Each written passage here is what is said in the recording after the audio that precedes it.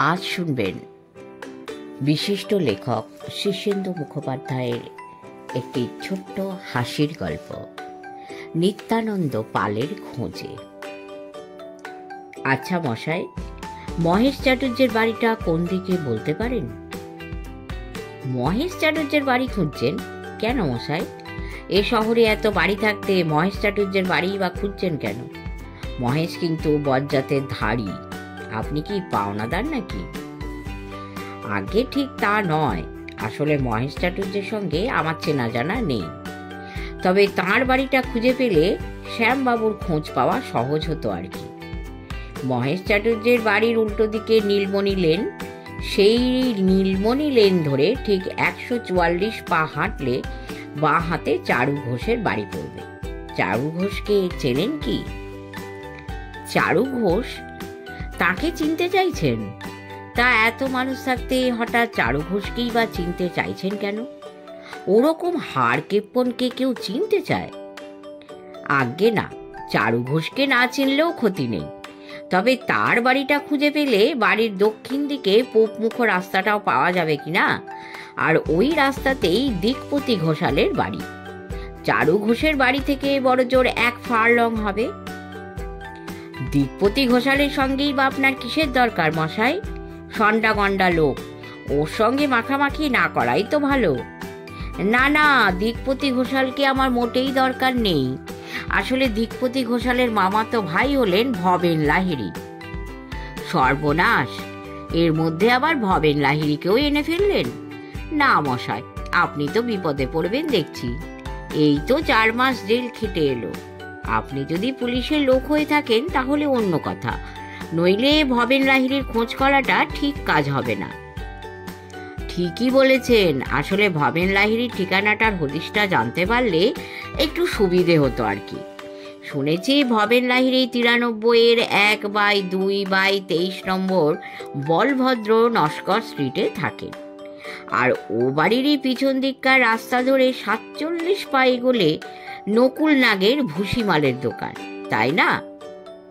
ভুসিমালের দরকার হলে নকুল নাগ কেন? বিস্তর নাগনাগিনী আছে। নকুল নাগের দোকান থেকেই ভুসিমাল কিনতে হবে এমন কোনো মাথার দিব্যি দেওয়া আছে কি? নকুল নাগ দিনে দুপুরে লোক ঠকায়। আজ্ঞে না, কেনাকাটার জন্য আসেনি মশাই, কেনাকাটার ব্যাপারও নয়। আসলে নকুল নাগের দোকানের পরই পরেশবাবুর গোডাউন, সেটা ছাড়িয়ে 20 পা হাঁটলেই অন্নপূর্ণা পাইস হোটেল। আর ওই পাইস হোটেলের ডামধার ঘেঁষে বাঞ্ছা ঘষলেন গোত্তা খেয়ে ঢুকে গেছে। খাওয়া দাওয়া করতে চান তো তার জন্য এখানে বিস্তর হোটেল আছে। অন্নপূর্ণা পাইস হোটেলেই খেতে হবে এমন কোনো কথা নেই। অতি রদ্দি দোকান মশাই, পচা মাছ, বাসি ভাত, ময়লা বাসন। খাওয়া দাওয়া মাথায় উঠেছে মশাই। মহেশ চাটুর্যের বাড়ি খুঁজে না পেলে যে সমূহ বিপদ। বিপদ বলেন কি মশাই? এ তো ভারী ভালো খবর। কারো বিপদ আপদের কথা শুনলেই আমার মনটা ভারী নেচে ওঠে। তা কিরকম বিপদ আপনার? আজ্ঞে সমূহ বিপদ।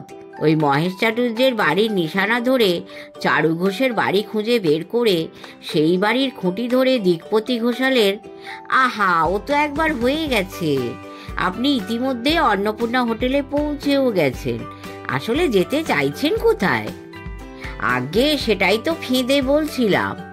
অন্নপূর্ণা হোটেল পেয়ে গেলে আর কোনো চিন্তা নেই। ওখান থেকে হেলে দুলে হাঁটলেও দুলাল বিশ্বাসের বাড়ি 5 মিনিটের পথ। ওরে বাবা, দুলাল বিশ্বাসের মতো পেঁচালো লোক যে ভূভারতে নেই। ভালো কথারও এমন বাঁকা মানে করবে যে হাঁ হয়ে যেতে হয়। তা দুলাল বিশ্বাসের সঙ্গে দেখা করার কি দরকার আপনার মশাই? সে তো বটেই, দুলাল বিশ্বাসের সঙ্গে দেখা করার তেমন কোনো ইচ্ছেও নেই আমার।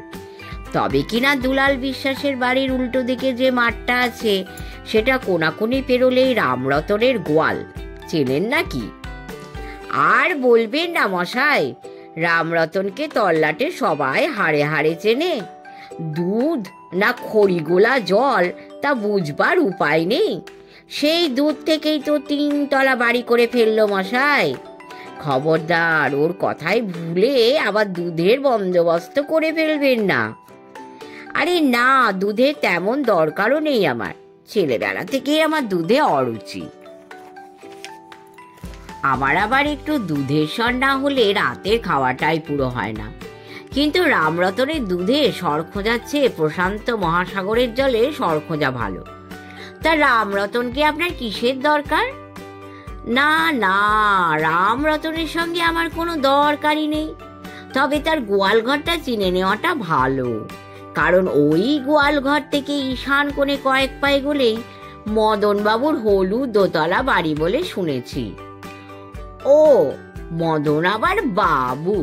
আর হাসাবেন না মশাই, মদন যদি বাবু হয় তাহলে তেলে পোকাও পক্ষী। মদনকে লোকে কি নামে চেনে জানেন? মারু মদনা। অন্যের মাথায় কাঁঠাল ভেঙে খায়।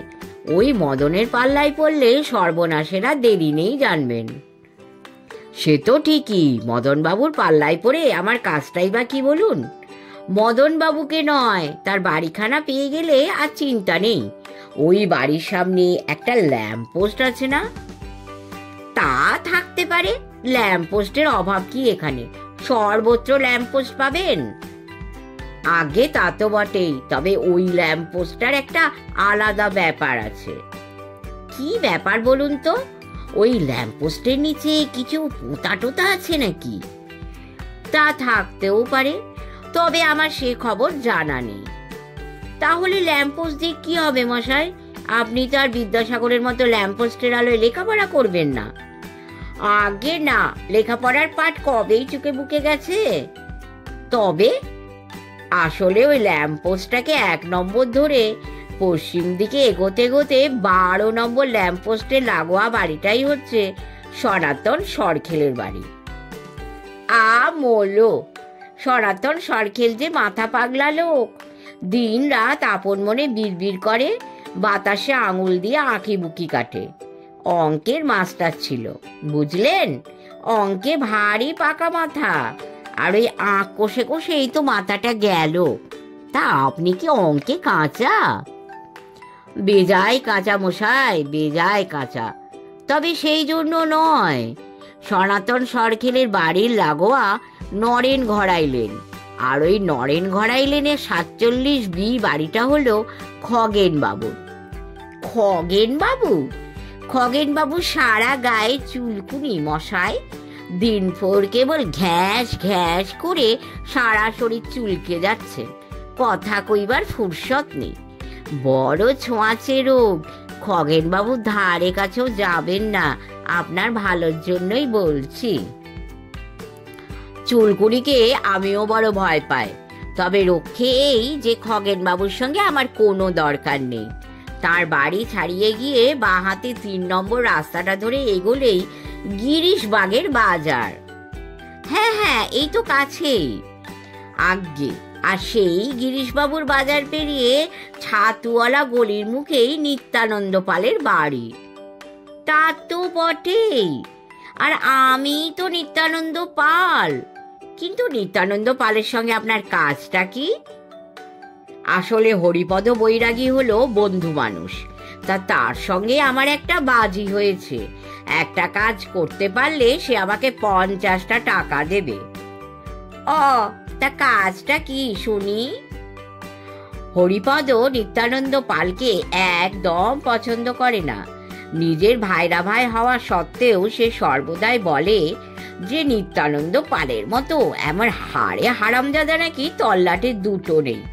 নিত্যানন্দ নাকি সাংঘাতিক ঝোঁকরুটে, ধার নিয়ে শোধ দেয় না, হাড় কেপ্পন, লাগানি ভাঙানি করে বেড়ায়, জলের মতো মিথ্যে কথা বলে, কথা দিয়ে কথা রাখে না। সে তো বলতে গেলে মহাভারত। তাই বুঝি হরিপদর এত সাহস? যে আজ্ঞে, তাই সে আমাকে বলেছে নিত্যানন্দের পেটে যদি একটা রাম চিমটি কেটে পালিয়ে আসতে পারিস তবে তোকে 50টা টাকা দেব। তাই আপনার কাছে আসা। আজ্ঞে হ্যাঁ। শুনলেন তো? আশা করি খুব মজা পেয়েছেন। যদি ভালো লেগে থাকে কি করতে হবে সবই জানেন। ঈশ্বরের করুণায় অনেক ভালো থাকবেন। নমস্কার।